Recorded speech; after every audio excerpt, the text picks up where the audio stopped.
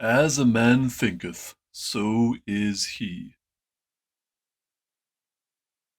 All right, we're just going to do a quick video today. I'm going to share a couple quotes from this book, As a Man Thinketh, and then going to discuss them. Now, this is one of those books that a lot of people seem to know about, but seem to have not read. And it's a great little book, it's an easy read.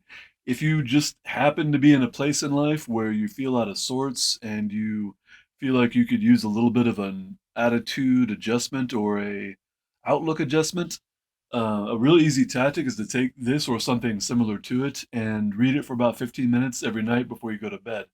You may not agree with everything in the book. I do not agree with everything in the book. That's not really the point. The point is you're putting something positive into your mind before you go to sleep instead of thinking about all the things that may be bothering you. This is just healthy, it's good. If you've never tried it, give it a try.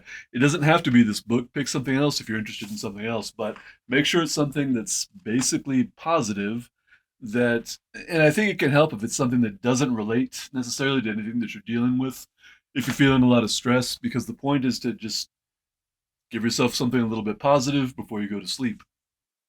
And now for the quotes. Okay, these are two related quotes. I'm going to share them, we'll discuss them, and that'll be it. These are both from the chapter titled Thought and Purpose. Until thought is linked with purpose, there is no intelligent accomplishment. The second quote is a man should conceive of a legitimate purpose in his heart and set out to accomplish it. No, I think both those are useful. Those are practical. You can apply them today. One of the things that makes these useful and practical is they scale. What do I mean by that? I mean that sometimes when people think about purpose, I think they tend to think about something that's going to change the world. You do not have to change the world. A lot of us need to start with just changing ourselves, okay? And the thing about changing the world is made up of a bunch of little communities. Having a local impact, even with your family and your neighbors, can have more of an impact than you realize. We don't get to choose how much of an impact we have on other people when we engage with the people around us. But if we don't engage with the world around us and the people around us, our impact is going to be zero, or worse, it's going to be negative. If you're thinking about purpose, it doesn't even have to be something that's going to benefit other people necessarily. It can be something that you're just interested in. It can be a passion or a hobby. Let's try to break that down a little bit. If you have an interest or a hobby that you've been thinking about but you haven't pursued, as long as it's something healthy, I would encourage you to pursue it. One, it is good to be passionate about something. It is good to just engage in things that interest you. It it's good for your mental health, it's good for your emotional health. Depending on what it is, it can be good for your physical health. Again, as long as it's a healthy pursuit. Now, the reason I say it scales is because you might decide to pursue something that seems like it's not going to have an impact on other areas of life, but sometimes you may be surprised. So, if you engage in a hobby and you take it to whatever conclusion it has or whatever skill level it involves or whatever, there's a possibility you're going to pick up other skills or develop other relationships that are going to transfer into other things.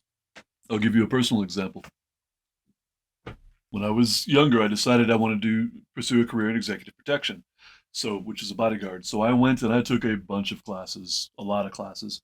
Over a 2 year period, I took as many classes as I could.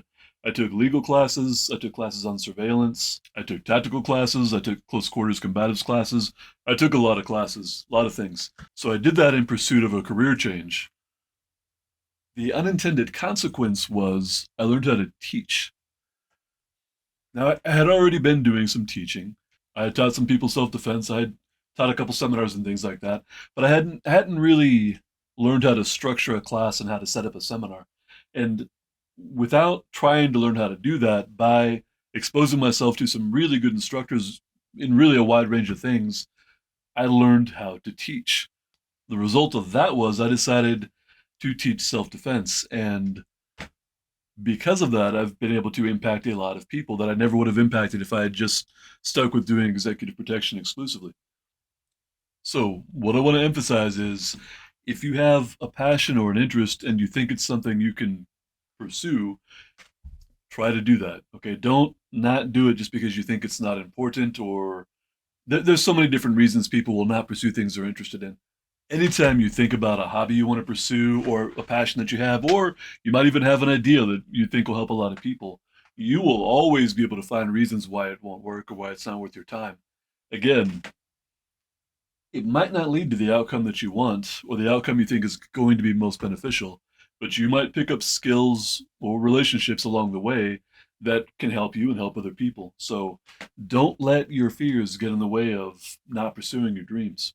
And I'm going to talk about the scaling thing one more time. I think this is something that's become kind of pervasive in Western culture because there's all this. I see a lot of things people talking about leadership and being leaders, and even in our entertainment, everything seems to be on just such a big scale that I think it makes it difficult for people to relate to and apply to their lives. I'm going to give a silly example. A while back, I happened to catch a few minutes of an old Superman episode from the 1950s.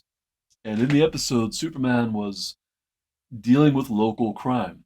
Okay. It's a cheesy show, but it's kind of fun to watch. But he was just dealing with like a local issue that was going to affect literally like one person going to jail if the bad guys got their way. And it was someone that shouldn't go to jail. And, in recent years, every Superman thing I've seen or a lot of the superhero stuff, it's always the end of the bloody world.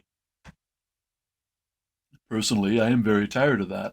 To the best of my knowledge, no one has yet succeeded in destroying the world. There may be some people that are sort of trying, but it hasn't happened yet. So for that to be that scale of the issue to be the central theme in so many things. I feel like there's a massive disconnect there. Now that might seem like a silly example, but just keep in mind that your passion doesn't have to be something that's going to change the world. Okay.